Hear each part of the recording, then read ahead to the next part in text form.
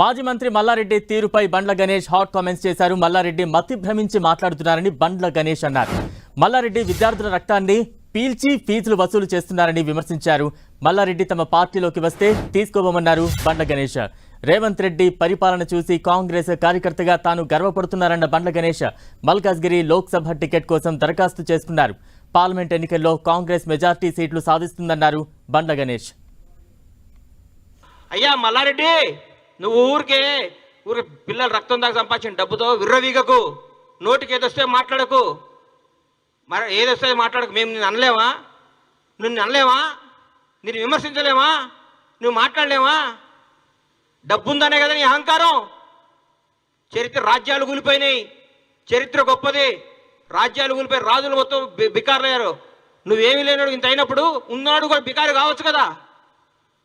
దేనికి నేచర్కి ఎదురు మాట్లాడకు, ప్రజాస్వామ్యాన్ని గౌరవించు, నేర్చుకో.